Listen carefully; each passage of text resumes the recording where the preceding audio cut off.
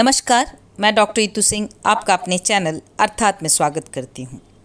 हम पढ़ रहे हैं डॉक्टर तुलसी राम की आत्मकथा मुर्दहिया। अब तक मैंने इसके 4 अध्याय तथा 5वां अध्याय का आधा हिस्सा पढ़ा है। 5वां अध्याय, जिसका शीर्षक है भूतनिया नागिन, उसका आधा हिस्सा मैं यहाँ पढ़ूंगी। इसके पूर्व के सभी वीडियो के लिंक डिस्क्रिप्शन बॉक्स में दे दिए गए हैं। तो शुरू करते हैं। इन्हीं दिनों पिताजी के भाइयों में दूसरे नंबर वाले भंडारी चाचा कलकत्ता की एक जूट मिल से रिटायर होकर घर वापस आए। उन्हें रिटायरमेंट के बाद की कुल जमा राशि 1760 रुपये मिली थी। सभी लोग डाकुओं के डर से आतंकित थे। अतः मुन्नर चाचा, जो घर के मालिक थे, इन रुपयों को डाकू चोर के भय से एक कपड़े में बांधकर रोज उसी भैंसूर में परी चारपाई पर मेरी पीठ के नीचे रख देते थे। मैं इन्हीं नोटों पर हफ्तों सोया करता था। सुबह होते ही मुन्नर चाचा रुपयों को उठा ले जाते थे। बाद में एक बड़ा सा आम का पेड़ खरीदा गया, जिसकी लकड़ी के से पुराने घर को फिर से नया बनाया गया। उस समय 8-10 आदमियों का एक ग्रुप लकड़चिरवा कहलाता था। मेरे घर के रजई भैया लकड़चिरवा थे। लकड़चिरवा बहुत कम लोग होते थे, क्योंकि उन दिनों किसी हरे पेड़ को काटना महापाप समझा जाता था। अतः लकड़चिरवा ग्रुप स्वयं कभी किसी पेड़ को नहीं काटता था। उसके लिए 10-20 गांव में कोई एक व्यक्ति ऐसा होता था जो 5 रुपये लेकर किसी बिके हुए पेड़ की जड़ को 5 टांगा मारकर काटता। इसके बाद लकड़चिरवा ग्रुप उस पेड़ को काट कर गिरा देता। इस 5 टांगा मारने वाले व्यक्ति को आम लोग बहुत बुरा समझते थे। हमारे पूरे इलाके में बेलाकोट नामक गांव में ऐसा सिर्फ एक व्यक्ति था जो घूम घूम कर टांगा मारा करता था। उसकी जीविका का वही साधन था। पेड़ों की रक्षा के प्रति हमारे इलाके के ग्रामीण जीवन की यह अनोखी संवेदनशीलता थी। किसी भी हरे पेड़ के काटे जाने के बाद गांव की महिलाएं बहुत दुखित हो जाती थीं। विशेष रूप से मेरी बुढ़िया दादी बार बार ऐसे पेड़ों का जिक्र करती रहती थी। वह अक्सर कहती कि पेड़ कटने से आसमान उदास लगने लगता है। सन 1961 का साल जाते जाते हमारे गांव को झकझोर गया। हुआ यह कि मैं दिसंबर के महीने में कोल्हड़ यानी घर के सामने जहां गन्ना पेरने वाली कल गड़ी हुई थी से नधे दोनों बैलों को हाँक रहा था, क्योंकि गन्ने की पेराई चल रही थी। पास ही के चूल्हे में गुड़ पकाने के लिए कराहा भी चढ़ा हुआ था। अचानक दोनों बैल बाँव बाँव कर आधा गुड़ हलका कर चूल्हे पर गिरा दिया। शीघ्र ही बस्ती वाले भूडोल भूडोल कहकर चिल्लाने लगे। गांव की अनेक झोपड़ियां गिर गईं, दीवारें भी फट गईं, किंतु किसी की जान नहीं गई। सन 1960 में इटली में आए भीषण भूकंप के दौरान खंडहरों को देखकर वहां उपस्थित रूस के महान लेखक गोको ने ठीक ही कहा था कि ऐसा लगता था कि मानो मृत पाषाण जीवित होकर प्रकृति पर मानव की विजय के विरुद्ध उससे बदला ले रहे हों। सन 1962 के आते ही स्कूल तथा सभी ग्रामीण इलाकों की छटा बदलने लगी थी। कारण था देश का तीसरा आम चुनाव, जो फरवरी में होने वाला था। उन दिनों पार्टियों के नेता जनसभाओं पर विशेष जोर न देकर गांव-गांव घूमकर चुनाव प्रचार करते थे, जिनके कारण गांव में बड़ी गर्मजोशी का माहौल बन जाता था। इसी माहौल में पहला सामना हुआ बनारस के विख्यात साधु स्वामी करपात्री जी से, जो हमारे स्कूल में पधारे थे। हमारे स्कूल के संस्थापक बाबा हरिहर दास ने पहले ही सूचना दे दी थी कि स्वामी जी अमुक दिन आने वाले हैं। स्वामी जी के बारे में अध्यापक लोग कहते थे कि दोनों करों यानी हाथों में जितना भोजन अटता है उतना ही खाते हैं, इसलिए उनको करपात्री कहा जाता है। इस तथ्य को जानकर हम सभी बहुत अचंभित थे। उनके आने से पहले हमें स्कूल के पीछे पोखरा के किनारे आम के पेड़ के नीचे बिठाया गया था। शीघ्र ही बाबा हरिहर दास, जो हमेशा श्वेत वस्त्रधारी रहते थे, गेरुआ वस्त्रधारी करपात्री जी को अपने मंदिर में लेकर सभास्थल पहुंचे। तत्काल अध्यापकों के आदेशानुसार हम सभी छात्रों ने साष्टांग लेटकर दूर से ही उनको प्रणाम किया। उस समय हम सभी स्वामी करपात्री जी के दर्शन से भाव विभोर हो गए। वे बिना किसी प्रस्तावना के गाने लगे, श्री राम जय जय राम। हम सभी छात्र तथा अध्यापक पूरे 1 घंटे तक इस जप को दोहराते रहे। इसके अलावा वे कुछ भी नहीं बोले। बाद में बाबा हरिहर दास ने बताया कि स्वामी करपात्री जी देश में रामराज लाने के लिए काम कर रहे हैं। जाहिर है उनकी पार्टी रामराज्य परिषद चुनाव मैदान में थी। मैं इस पार्टी के बारे में कुछ भी नहीं जानता था, किंतु स्वामी करपात्री जी से इस बात के लिए बहुत प्रभावित था कि दोनों हाथों में जितना अटता है उतना ही वे खाते हैं। बाद में बनारस हिंदू विश्वविद्यालय के छात्र जीवन में मुझे पहली बार 1968 में महापंडित राहुल सांकृत्यायन की पुस्तक राम राज्य और मार्क्सवाद से पता चला कि करपात्री जी ने सन 1957 में मार्क्सवाद और राम राज्य नाम की एक भारी भरकम पुस्तक लिखी थी, जिसमें उन्होंने सती प्रथा तथा बाल विवाह जैसी अनेक कुरीतियों का समर्थन किया था। इसके अलावा उन्होंने कम्युनिज्म का विरोध तो किया ही था। इतना ही नहीं, स्वामी करपात्री जी ने काशी के प्रसिद्ध विश्वनाथ मंदिर में दलितों के प्रवेश का जबरदस्त विरोध किया था, जिसके चलते वे जेल भी गए थे। इससे पहले स्वामी जी ने डॉक्टर अंबेडकर द्वारा सन 1951 में प्रस्तुत हिंदू कोड बिल का विरोध करते हुए कहा था कि डॉक्टर अंबेडकर हिंदू धर्म को नहीं समझते क्योंकि उन्हें संस्कृत नहीं आती।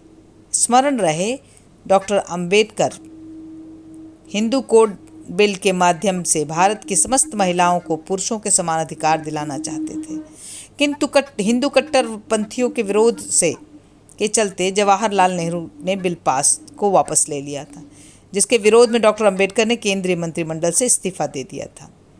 इस्तीफे के बाद डॉक्टर अंबेडकर ने कहा था कि जो योगदान वे भारतीय संविधान लिखकर नहीं कर पाए थे, उसे वे हिंदू कोड बिल के माध्यम से पूरा करना चाहते थे। इन तमाम जानकारियों के बाद स्वामी करपात्री जी के प्रति 7वें दर्जे में पढ़ते हुए जो अगाध श्रद्धा जगी थी, वह एकाएक चकनाचूर हो गई। स्वामी करपात्री जी के बाद जनसंघ पार्टी के उम्मीदवार ने, जो रानीपुर इंटर कॉलेज के प्रिंसिपल थे, हमारे स्कूल में एक सभा की। वे बार बार राणा प्रताप तथा रानी लक्ष्मीबाई के बड़े छात्रों के गुणगान करते हुए भाषण देने लगे। हमें उनकी बात बड़ी उबाऊ सी लगी थी। स्कूल के बड़े छात्रों का कहना था कि जनसंघ अमीरों की पार्टी है। हमारे क्षेत्र में जनसंघ के बारे में लड़कों का नारा था, इस दिए में तेल नहीं, चुनाव जीतना खेल नहीं। वास्तव में इस नारे को हमारे क्षेत्र में प्रजा सोशलिस्ट पार्टी के ने लोकप्रिय बनाया। दूसरी तरफ कम्युनिस्ट पार्टी का भी काफ़ी जोर था। एक बार फिर वही कार्यकर्ता हमारे गांव आए और पिछले चुनाव की तरह हमारे घर के सामने वाली दीवार पर हंसिया बाली का चिन्ह के रूप से बना दिया। उसकी मंडली ने एक क्रांतिकारी गाना गाया जो इस प्रकार था, ललका झंडा मुटका झंडा कब उठैबा बलमु, जमींदार लुटेरवा कब भगैबा बलमु, ललका झंडा मुटका झंडा कब उठैबा बलमु।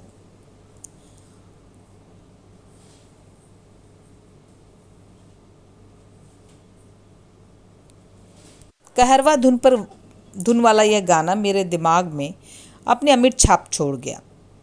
इस गाने को फैजाबाद जिले के राजबली यादव नामक एक प्रसिद्ध कम्युनिस्ट लोक गायक ने लिखा था। मैं स्कूल से वापस आने के बाद बस्ती के अन्य बच्चों के साथ खलिहान में चला जाता।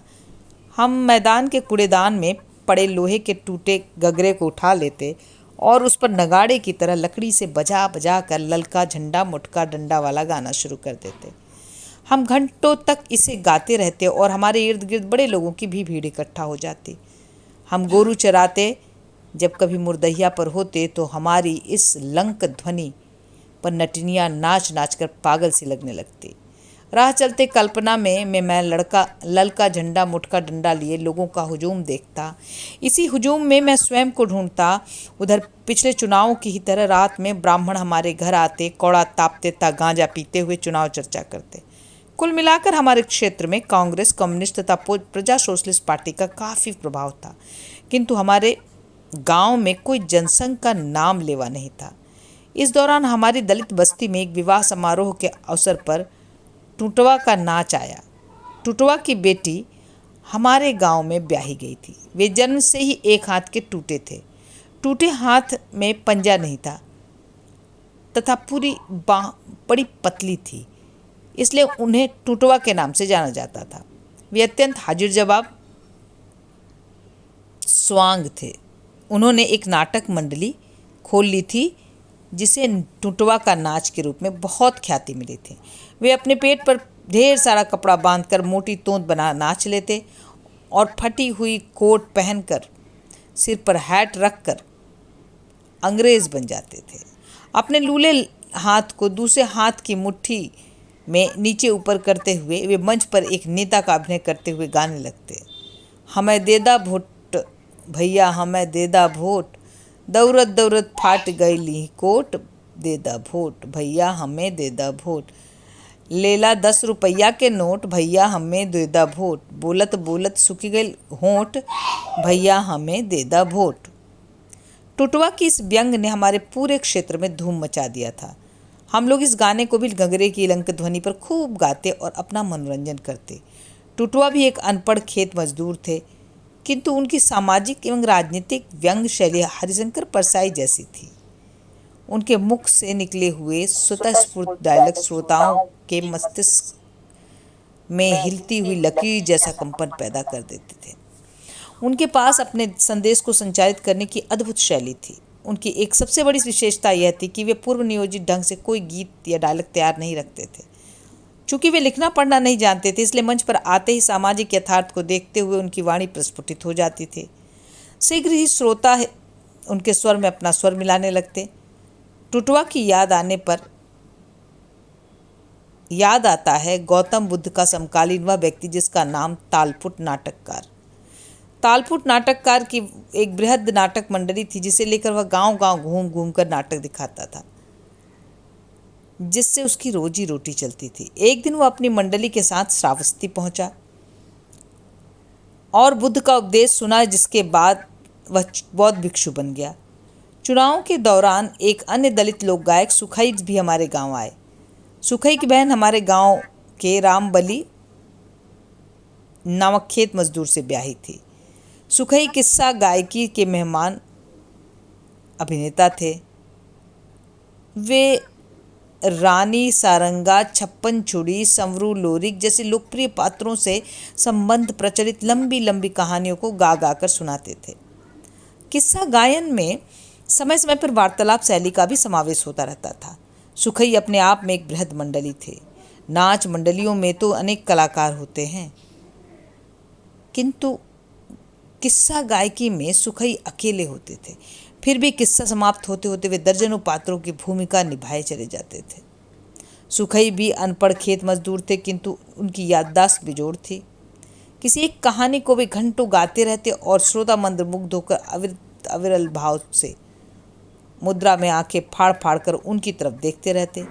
उनकी किस्सा गायकी अक्सर रात में खाना पीना समाप्त होने के बाद शुरू होती और सुबह मुर्गा मुर्गी बोलने के साथ तक जारी रहती थी। उन्हें सुनने के लिए सारा गांव इकट्ठा हो जाता था। वे अपनी इस कला में किस वाद्यंत्र का इस्तेमाल नहीं करते थे। वे हमेशा खड़े होकर अपने कानों में उंगली डालकर तेज स्वर में गाकर किस्सा सुनाने लगे थे।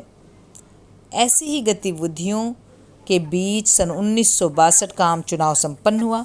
हमारे स्कूल पर हजारों लोगों का मजमा हुआ था। सुबह से शाम तक चुनाव की सारी प्रक्रिया मैं देखता रहा।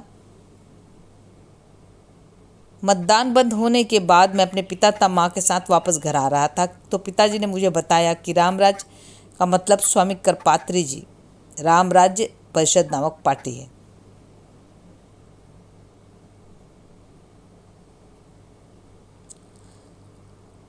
तो पिताजी ने मुझे बताया कि बाबा हरिहर दास ने उन्हें 2 रुपया दिया, इसलिए उनके होते रामराज को उन्होंने वोट दिया। रामराज का मतलब स्वामी करपात्री जी की राम राज्य परिषद नामक पार्टी से था।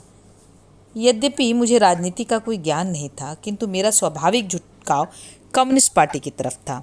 विशेष तौर पर ललका झंडा मुटका डंडा वाले अमिट प्रभाव के चलते मुझे पिताजी के 2 रुपये वाले प्रकरण से बहुत ग्लानि हुई, लेकिन उनसे कुछ कह नहीं पाया। आम चुनाव के शीघ्र बाद होली का त्यौहार आया। इस अवसर पर हमारी दलित बस्ती से ब्राह्मणों की एक बार फिर ठन गई। हुआ यह कि हमारी चमरौटी और जाता था। यह कार्य होलिका दहन से 1.25 महीने पूर्व बसंत पंचमी के दिन संपन्न होता था। इसके बाद रोज ब्राह्मण इधर उधर पड़ी लकड़ियों तथा झाड़ झंकार उठाकर उस गाड़े रेड़ के इर्द गिर्द रख देते थे। इस प्रक्रिया में होलिका के दिन जलने के लिए लकड़ियों का बड़ा ढेर तैयार हो जाता था। किंतु उस होली में होलिका दहन के पूर्व कुछ दलितों की झोपड़ियां उठाकर ब्राह्मणों ने होलिका में डाल दी। एक अंधविश्वास के कारण होलिका में डाल दी गई वस्तु को वापस उठाकर नहीं लाया जा सकता था। ब्राह्मणों की इस करतूत से दलित बस्ती में हाहाकार मच गया। इस बार दलितों ने मिलकर तय किया कि वे त्योहार के बाद वाली सुबह रात का बचा खुचा खाना ब्राह्मणों के घर मांगने नहीं जाएंगे। स्मरण रहे कि हमारे गांव में यह सदियों तक अपने अपने जमींदारों के घर से बचा हुआ खाना लाते थे, जिस पर घर के बच्चे टूट पड़ते थे, क्योंकि ऐसे स्वादिष्ट भोजन हुआ करते थे। सन 1962 की होली के अवसर पर इस तनातनी के कारण दलित ब्राह्मणों के घर से खाना नहीं लाए।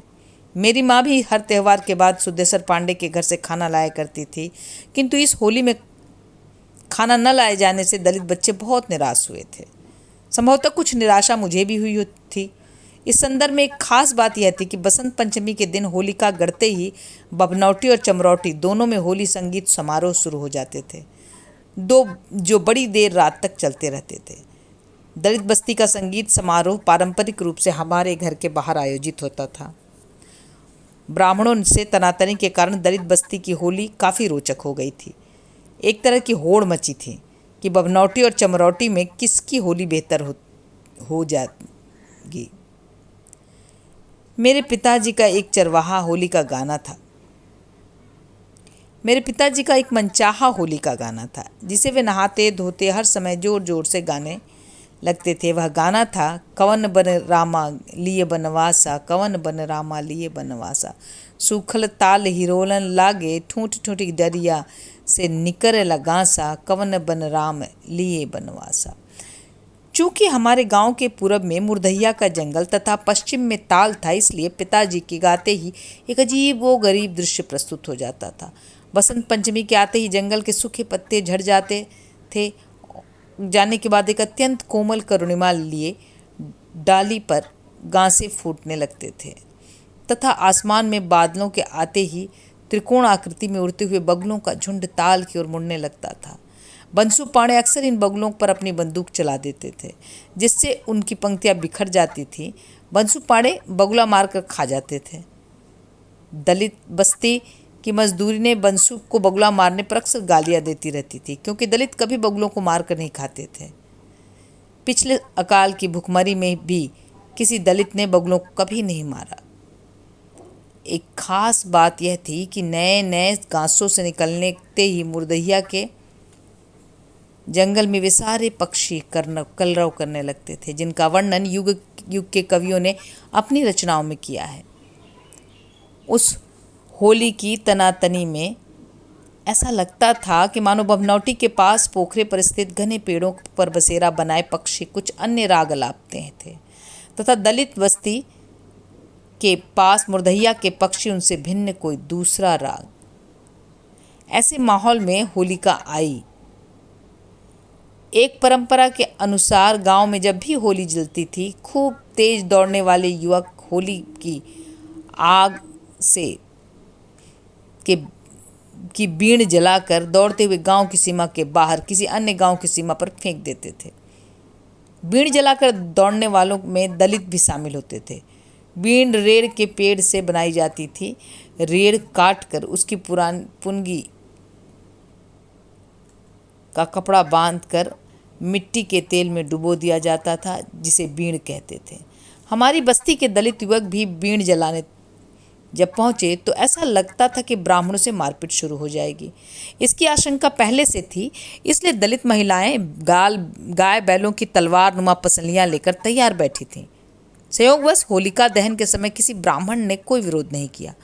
ब्राह्मणों के साथ दलितों ने भी बीण जलाया और वे भद्दे भद्दे होली के गीत कबीर गाते हुए गांव की सीमा के पास परसुपुर की सीमा में पहुंच गए।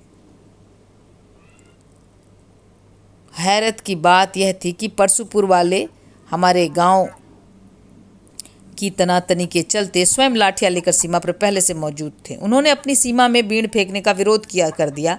दूसरे की सीमा में बीण फेंकना अपशगुन समझा जाता था। बड़ी मुश्किल से दोनों गांव के बीच लड़ाई समाप्त होते होते बची। इस होली में रात हमारे घर गादी चलती रही। दोनों चाचाओं को के बड़ी संख्या में शिवनारायण पंथी चेले इकट्ठा हुए थे। रात भर गाना बजाना चलता रहा। इस दौरान जेदी चाचा की बात बहुत याद आती थी, विशेष रूप से गायन के बीच उनका जोर से डांटना। इन निरंतर गतिविधियों के बीच पिताजी कवन बन रामा लिए बनवासा बार बार दोहराने लगते, जिसके बाद मठिया गांव से आए दुक्कू ढुकलची के ढोल की आवाज दमक उठती थी। दूसरे दिन दोपहर तक रंगबाजी होती रही तथा उसके बाद एक बड़े हीदे में भांग तैयार की गई।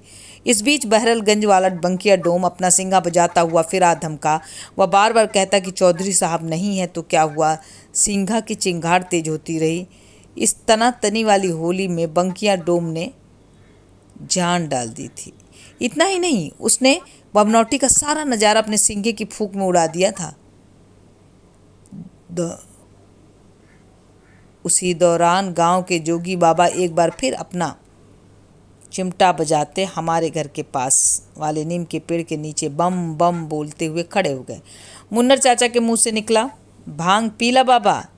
इसके बाद जोगी बाबा शुरू हो गए, जैसन कहता बाड़ा भांग वैसन बभना खिंचले टांग, बड़ ससतिया सहबा रामा बड़ ससतिया सहबा। जोगी बाबा के इस जुमले के साथ तनातनी वाली वह होली गुजर गई। इसके कुछ दिन बाद 8वीं का इम्तहान हुआ और मैं कक्षा में प्रथम आया। सन 1962 वाली गर्मी के दिन थे। उस समय 8वें दर्जे में कृषि विज्ञान की पढ़ाई आवश्यक हुआ करती थी। साथ में हर छात्र को स्कूल के पास मैदान में क्यारी बनाकर साग सब्जी फूल आदि तरह तरह की फसलें उगानी पड़ती थी। गांव की गर्मी की छुट्टियां आने पर स्कूल के प्रधान अध्यापक श्री धर्मदेव मिश्र ने इन फसलों की देखरेख में मेरी ड्यूटी पक्की कर दी थी। साथ में 4 अन्य लड़के होते थे। बारी बारी से इन लड़कों की ड्यूटी बदलती रहती थी। हम लोग रात में भी स्कूल पर जाते और वहीं सो जाते। इस तरह स्कूली कृषि की रक्षा करते रहते। इस कार्य में हमें बुरा नहीं लगता था। एक दिन इस तरह की रखवाली करते हुए हम लोग होरहा भुनने के लिए किसी खेत से चना उखाड़ लाए। रात का समय था। स्कूल की एक झोपड़ी थी जिसमें गन्ने की पत्ती जलाकर होरहा भुना जा रहा था। अचानक एक लुत्ती चिटक कर ऊपर झोपड़ी से चिपक गई। थोड़ी देर बाद झोपड़ी में आग लग गई। यकायक हमारी हालत खराब हो गई। संयोगवश सब्जियों और फूलों की क्यारियों के पास एक गड्ढा था जिसमें पानी भरा हुआ था। हम जल्दी जल्दी वहाँ से घड़े में भर भर कर पानी लाकर आग बुझाने में सफल रहे। हम बुरी तरह डरे हुए थे कि प्रधानाध्यापक साहब क्या कहेंगे। मैंने डरते डरते उनसे सारी बातें बता दी। होरहा की बात सुनकर वे हंस पड़े। बाद में वे इस होरहा का किस्सा स्वयं औरों को सुनाते फिरते रहे। हम लोगों ने गन्ने की नई पत्तियां तथा रहटा लाकर बकेल की रस्सी में से बांधकर झोपड़ी के जले हुए हिस्से को ठीक कर दिया। बकेल पलाश की जड़ को कहते हैं, जिसे लोहे की निहाई पर रखकर हथौड़े से कुचलकर पिदला कर दिया जाता है। इसके बाद उसका आकार पटुआ जैसा हो जाता था, जिससे रस्सी बना दी जाती थी। गांव में अनेक शादियां होने वाली थीं। हमारी 2 चचेरी बहनों की भी बारात आने वाली थी। उन दिनों हमारे गांव के ब्राह्मणों की शादियों में एक शास्त्रार्थ की परंपरा थी। शादी के दूसरे दिन बारातियों द्वारा मजलिस सजाई जाती थी। यह कार्य अक्सर दोपहर के बाद संपन्न होता था। मजलिस के दौरान घराती बाराती आपस में तरह तरह के सवाल जवाब करते रहते थे। इन सवालों में धार्मिक सवाल ज़्यादा होते थे। चूँकि 8वां दर्जा पास होते होते मैं भी गांव में काफ़ी चर्चित हो चुका था, इसलिए दलित बस्ती के लोग कहने लगे कि अब गांव में बारात आने पर ब्राह्मणों की ही तरह दलितों को भी शास्त्रार्थ करना चाहिए। दलित बस्ती में यह एक नई परंपरा स्थापित होने वाली थी, जिसका प्रमुख कारण था कि उस वर्ष वाली तनावपूर्ण होली। हमारी बस्ती के लोग यह दिखाना चाहते थे कि वे ब्राह्मणों से किसी मायने में कम नहीं हैं। कमरवा कमथरी नामक गांव से हमारे घर बारात आई थी। मेरे गुस्सैल नग्गर चाचा की बेटी किस्मतिया की शादी थी। उन दिनों दलितों के विवाह समारोहों के अवसर पर बाना बनेठी, गदा, मुगदरबाजी, फिरी, कलैया, कुश्ती आदि देसी कलाओं का काफ़ी प्रचलन था। विवाह के दूसरे दिन दोपहर को उक्त सारी कलाओं का खूब प्रदर्शन होता था। जिसमें घराती बाराती सभी शामिल हुए। इन्हें देखने के लिए आसपास के अनेक गांवों के सैकड़ों लोग इकट्ठा हुए थे। इसके बाद महफिल सजाई गई जिसे मजलिस कहा जाता था। वैसे तो फारसी भाषा में मजलिस का मतलब पार्लियामेंट होता है। सच माने तो बारात के साथ जो मजलिस सजाई गई थी वह सचमुच में अपने अर्थ के अनुरूप थी। गांव के दलितों की मांग पर मुझे कहा गया कि बारातियों से शास्त्रार्थ शुरू करूं। इस तरह की मजलिसों में लोग एक बड़ी परात में काजू, किशमिश, गरी, मुनक्का आदि लेकर प्रसाद की तरह उपस्थित लोगों को में बांटते थे। साथ में सिगरेट, बीड़ी, पान का भी वितरण होता था। तेज गर्मी के कारण गुलाब जल से भरी पिचकारियां लोगों के चेहरों पर चलाई जाती थी। उन दिनों गांव में बिजलियों का नामो निशान नहीं था, इसलिए करीब 4 फीट की गोलाई में कपड़े से बना झालरनुमा बेना, जिसे लाठी में पिरोकर एक ताकतवर आदमी दाएं बाएं हिलाता था, तेज हवा का झोंका चल पड़ता था। ये मजलिसें मध्ययुग के सुल्तानों के दरबारों जैसी लगती थी। ऐसे ही वातावरण में मुझे घर गांव वाले उकसाने लगे ताकि शास्त्रार्थ शुरू हो जाए। शर्म के मारे मेरा हाल बेहाल था। नग्गर चाचा बार बार कहते, पूछ पूछ, तो से केहू ना जीत पाई। ब्राह्मणों की बारात में पूछे जाने वाले धार्मिक प्रश्नों का मुझे अनुभव था, अतः कांपते कांपते मैंने हिम्मत जुटाई। चूंकि मैं वर्षों से शाम के समय बस्ती वालों की उपस्थिति में रामचरितमानस पाठ किया करता था, इसलिए इस ग्रंथ का पूरा वृत्तांत मेरी जबान पर रहता था। इस सजी हुई मजलिस में हकलाते हुए खड़ा होकर मैंने बारातियों से पूछा कि रामचरितमानस की पहली चौपाई क्या है। मेरे इस सवाल का पूरी मजलिस में सन्नाटा छा गया। काफ़ी देर तक कोई उत्तर नहीं आया। सन्नाटा जारी था। इसी बीच गांव के फेरू काका ने जोर से चिल्लाकर कहा, बता दे बेटा, बता दे। मैंने उत्साहवश गाकर सुनाया, बंदौ पद गुरुपद पद्म परागा, सुरुचि सुबास सरस अनुरागा, अम्य मूरी मन चूरन चारु, समान सकल भव पर रजु परिवारु। इस उत्तर के साथ ही वहाँ इकट्ठे लोग सैकड़ों घराती तालियां बजाने लगे। नग्गर चाचा बार बार कहते, और पूछ और पूछ। मेरा भी साहस ऐसा बढ़ा कि मैंने एक के बाद एक रामचरितमानस के प्रश्नों की झड़ी लगा दी। इन प्रश्नों में मनु शत्रुपा, तप, मारीच प्रकरण, सीता, त्रिजटा संवाद, मेघनाथ वध जैसे अनेक प्रश्न शामिल थे। बारातियों की ओर से कोई उत्तर नहीं आ पाया। घरातियों के दंभ का ठिकाना नहीं था। इस विजय के दंभ के कारण गांव के पहलवान एक बार पुनः बाना बनेठी भांजने लगे, जिसके कारण घरातियों बारातियों के बीच काफ़ी तनाव बढ़ गया। किसी तरह मामला शांत हुआ। इस प्रथम शास्त्रार्थ की विजय के बाद दूर दूर स्थित दलित बस्तियों में विवाह के अवसर पर शास्त्रार्थ के लिए मेरी मांग बढ़ने लगी। 8वां दर्जा पास करते ही यह मेरी एक विचित्र उपलब्धि थी। मैं मजलिसों में शास्त्रार्थ के लिए काफ़ी मशहूर हो गया था। सन 1962 में की जुलाई में जब स्कूल खुला तो 9वीं कक्षा का नज़ारा ही कुछ और। मैं काफ़ी उत्साहित था। अन्य विषयों के साथ रेखा गणित का एक नया विषय था। मेरी रुचि इस विषय में इतनी बढ़ गई थी कि शीघ्र ही मैं किसी भी प्रमेय को हल कर लेता था। इन प्रमेयों में सबसे प्रमुख थी पाइथागोरस की प्रमेय, जिसे पूरे स्कूल में सिर्फ मैं हल कर पाता था। लेजर के दौरान पहले की तरह ही मैदान में बैठ जाता और अनेक लड़के मुझे घेर कर बैठ जाते और मैं ज़मीन पर खपड़े से लिख लिख कर उन्हें प्रमेय हल करना सिखाने लगा। 9वीं कक्षा में मुझे रेखा गणित सर्वाधिक प्रिय लगती थी। इस बीच न जाने क्यों मेरी कक्षा के कुछ छात्र मुझसे बहुत चिढ़ने लगे, जिनमें एक थे हीरालाल, वे लोहार जाति के थे। दूसरे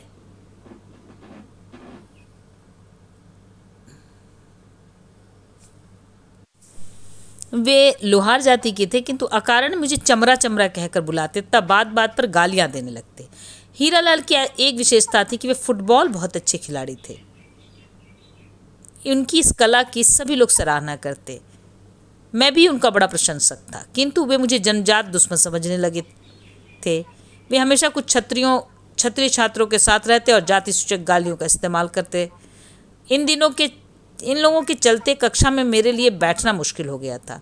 इस दौरान 20 अक्टूबर 1962 को भारत चीन युद्ध शुरू हुआ। हमारे स्कूल के प्राध्यापक रोज युद्ध की बातें करते हुए देश प्रेम से संबंधित किस्से कहानियां सुनाते। प्रधानाध्यापक धर्मदेव मिश्र लगभग रोज ही स्कूल पर सभा करते और बताते कि युद्ध के लिए हथियार के बदले अमेरिका सोना मांग रहा है। वे सुरक्षा कोष में सोना इकट्ठा करने के लिए प्रेरित करते थे। ये अध्यापक लड़कों को लेकर गांव-गांव घूमते और सुरक्षा कोष के लिए रुपया पैसा एकत्रित करते। कई जगहों पर औरतें सोने के छोटे मोटे गहने भी दिया करती थी। इकट्ठा की गई धनराशि तथा अन्य सामग्री विकास केंद्र जहानागंज में सौंपी जाती थी। मैं भी इन कार्यों में हिस्सा लेता। उस समय चीन के बारे में अनेक किस्से कहानियाँ स्कूल तथा गांव में फैली हुई थी। नक्कर चाचा का बेटा कुद्दन न जाने कहाँ से सुनकर आया था। वह कहता था कि चीन में जब लोग 60 साल के बूढ़े हो जाते हैं तो उन्हें सरकार अच्छा खाना खाने की दावत देती है। फिर दावत में आए हजारों बूढ़ों को गोली मार दी जाती है। ऐसी कहानियाँ को सुनकर मैं चीन के से बहुत घृणा करने लगा था। धर्मदेव मिश्र बताते हैं कि चीनी लोग छिपकली, गिरगिट, सांप आदि सब कुछ खा जाते हैं। ऐसा सुनकर चीन से घृणा और बढ़ जाती। इस तरह हमारे गांव में चीन विरोधी लहर सी व्याप्त हो गई। लोग छुन छुन बोलते हुए चीनियों की नकल करके खूब पैसे खूब हंसते। मेरे मन में अमेरिका के प्रति भी घृणा का भाव उमड़ता रहता था, क्योंकि हथियार के लिए उसे सोना चाहिए था। यह बात मेरे गले से नहीं उतरती थी। उसी समय तत्कालीन मुख्यमंत्री चंद्रभानु गुप्त आए हुए थे। हम अपने सारे अध्यापकों के साथ उस सभा में गए थे। चंद्रभानु गुप्त मंच पर विराजमान थे। हजारों की भीड़ थी। इस बीच मंच पर वही पुराने बिरहा उस्ताद जयश्री यादव अपनी मंडली लेकर आ गए। वे खड़े होकर लोहे की करताल बजाने लगे। दौरा दौरा भारत के किसनवा, सिमनवा पर चोर अले चिनवा, सुरक्षा कोष में दान देबे साथे के टिकौआ, मथे का टिकौआ रामा मथे के टिकौआ, और देबे हाथों के कंगना, सिमनवा पे चोर अले चिनवा। इसी धुन पर वे अपने बिरहा के माध्यम से एक विवाहित युवती के सारे आभूषण सुरक्षा कोष में समर्पित करवा देते। इस बिरहा का तत्काल प्रभाव यह पड़ा कि अनेक औरत अपनी अंगूठी मुंदरी उतार कर सौंपने लगी। मैं भी मंत्रमुग्ध इस बिरहा को सुनता रहा। बड़ा रोमांच था। उस समय ऐसा लगता था कि यदि कोई चीनी मिल जाए तो उसकी बोटी बोटी कर दी जाए। इस युद्ध के दौरान जयश्री यादव हमारे पूरे क्षेत्र में बहुत मशहूर हो गए थे। वे जगह जगह आयोजित सभाओं में इस बिरहा को गा गा कर देश भावना जगाते रहते थे। युद्ध की चर्चाओं से हमारी पढ़ाई भी प्रभावित होती थी। युद्ध बंद होते ही कड़ाके का जाड़ा पड़ने लगा। भंडारी चाचा जब कलकत्ता से रिटायर्ड होकर आए तो मेरे लिए वे वहीं से एक पजामा लेते आए थे, किंतु मैं शर्म के मारे उसे नहीं पहनता था। 9वीं कक्षा में बहुत सारे लड़के पजामा पहनकर जाते थे। एक दिन मैंने जैसे तैसे हिम्मत जुटाई और पजामा पहनकर स्कूल चला गया। शर्म के मारे पजामा को ऊपर खोंस लिया ताकि वह धोती की तरह लगे। पहले दिन एक बार कक्षा में बैठा तो दिन भर वहीं बैठा रहा। शर्म के मारे उठा नहीं। बड़ी तेज पेशाब लगी थी, किंतु अपनी दर से हटा नहीं। शाम को छुट्टी होने पर सबसे बाद में कक्षा से निकलकर पहले पास वाले अरहर खेत में गया। वापस आने पर बड़ी राहत मिली। पजामा पहने देखकर गांव के ब्राह्मण कहते, बाप के पाद ना आवे पूत शंख बजावे। जाहिर है मेरे बाप खेत में मजदूरी करते थे, इसलिए उक्त व्यंग मुझे बहुत खलता था, किंतु कुछ जवाब नहीं दे पाता था। ब्राह्मण यह भी कहते, अरे इत अड़कुटवा जैसन लगत हो। हमारे गांव के पास वाले गांव भुजही के रहने वाले 2 मुस्लिम भाई थे, जो बड़ी सणसी नुमा एक मशीन लेकर गांव-गांव घूमकर बैलों के अंडकोश को कुचल कर बधिया करते थे। बैलों को बधिया करने का तरीका बड़ा निर्दयी होता था। बैलों को पटक कर 8-10 आदमी बांस की काड़ियों से उसे सूअर की तरह दबाते रहते थे और इस तरह अड़कुटवा उसे बधिया कर देता था। वे भी मेरी तरह पजामा ऊपर खोस उटंग करके आते जाते रहते थे, या यूं कहे कि मैं उनकी तरह पजामा खोस कर चलता था। यही कारण है कि गांव के ब्राह्मण मुझे अणकुटवा जैसा कहने लगे। धीरे धीरे स्कूल में भी अनेक छात्र मुझे अणकुटवा कहने लगे। उधर मेरी दलित बस्ती के लोगों ने भी मेरे पैजामे के लगभग आधा दर्जन पर्यायवाची शब्द बना डाला, जिनका उल्लेख करना संभवतः भाषा की अवमानना होगी। इस बीच एक दिन मैंने स्कूल के बरामदे में खड़ी एक साइकिल के हैंडल को छू दिया। यह साइकिल भुजही गांव के रणवीर सिंह की थी। पूरे स्कूल में वही एक ऐसे व्यक्ति थे जो साइकिल से आते जाते थे। मैंने ज्यों ही साइकिल को छुआ, अचानक पीछे से मेरे सिर पर जोर का तमाचा लगा और मैं गिर गया। उठने से पहले मुझे सुनना पड़ा, चरजामा पहिर के तोहार दिमाग खराब हो गई ह सरऊ कहीं के। ऐसा सुनाने वाला कोई नहीं बल्कि स्वयं रणवीर सिंह थे, जो मेरे पीछे पीछे आ रहे थे, जिन्हें मैं देख नहीं पाया था। यह घटना मेरे पैजामे की पराकाष्ठा थी।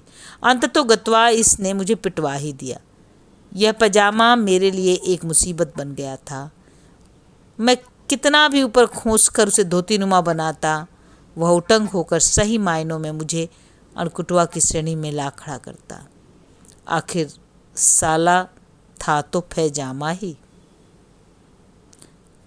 5वां भाग यहीं समाप्त होता है। आगे पढ़ेंगे इस उपन्यास का अगला भाग, 6ठा भाग, चले बुद्ध की राह। धन्यवाद।